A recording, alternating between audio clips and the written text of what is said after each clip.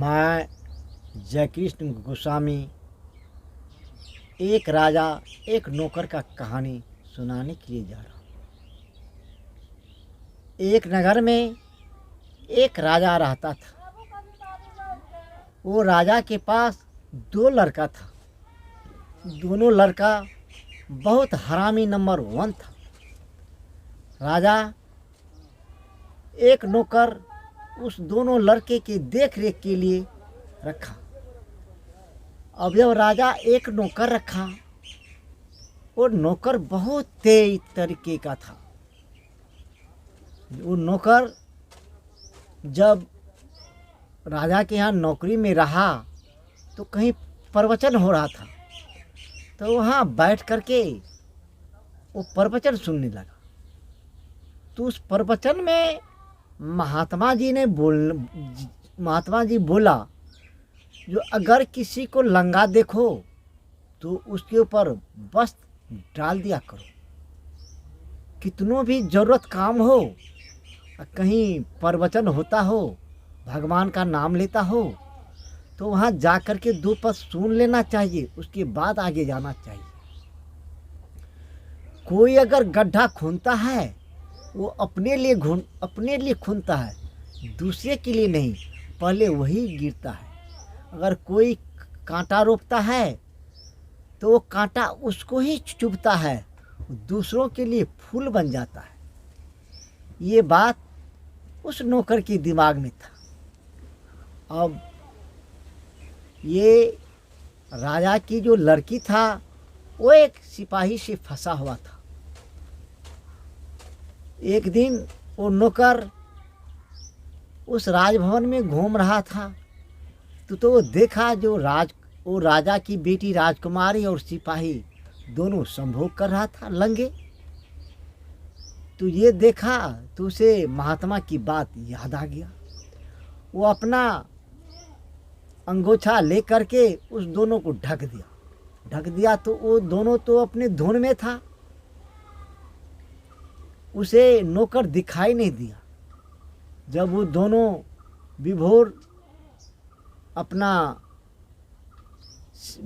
नींद से जब उसका ध्यान टूटा तो वो अंगोछा देखा, तो अंगोछा तो इस नौकर का था। तो वो सिपाही ने बोला, हे राजकुमारी, अब मेरा जान बचाना तेरा ही काम है। ये अंगोछा तेरे नौकर का है। ये नौकर हम दोनों को देख लिया, अब भला बचाओ, वो तो राजा को बोल ही देगा, तो अब जान बचाना तेरा ही काम है। अब राजकुमारी ने क्या काम किया, अब वहाँ से रोते अपने बाप के पास गया। बोला, पिताजी, आपने जो नौकर रखा है वो मेरे साथ बलात्कार करना चाहता था। सो देखिए, झिकझोर में मैंने उसका गमछा छीन लिया और वो नौकर भाग गया। अब राजा ने वो गमछा को देख करके तो पूरा विश्वास कर लिया। पूरा विश्वास करने के बाद बोला, अगर मैं इसे जल्लाद से फांसी दिलवाता हूँ तो पूरे राज बात फैल जाएगा, जो ये नौकर राजा की लड़की का बलात्कार करना चाहता था।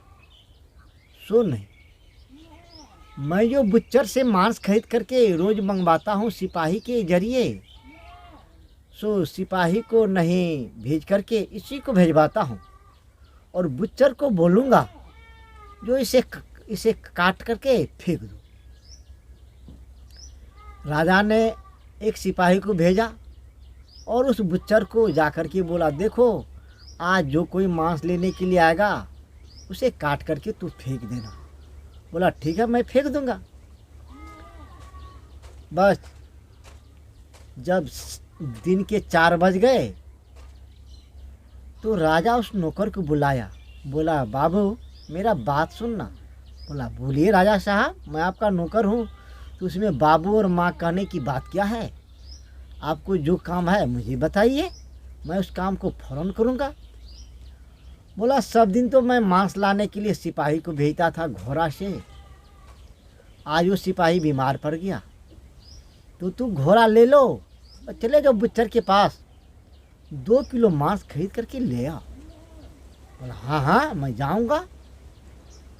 तुरंत राजा ने उसे पैसा दिया और घोड़ा दिया।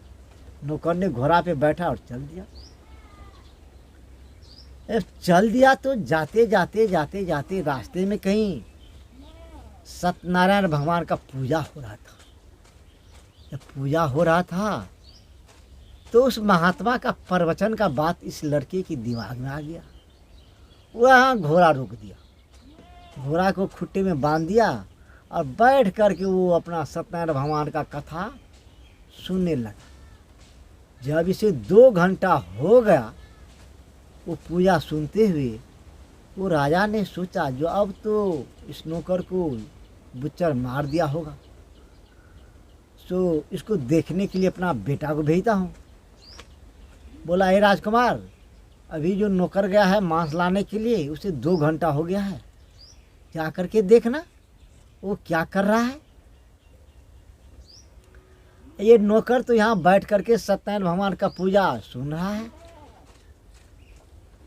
बस ये राजा का बेटा राजकुमार घोड़े पे बैठा और सरसराते हुए उस बुच्चर के पास पहुंच गया। बुच्चर के पास जब पहुंचा तो बुच्चर का ध्यान इस पे आ गया। बस तुरंत बुच्चर बोला बाबू बैठना थोड़ा, आपको मांस देते हैं फिर जाना। सबको मांस दे के भगा दिया और राजा लड़का को पकड़ा और तुरंत गर्दन हलाल दिया। गर्दन हलाल करके उधर फेंक दिया और धर को टुकड़ा टुकड़ा करके मांस में मिला दिया।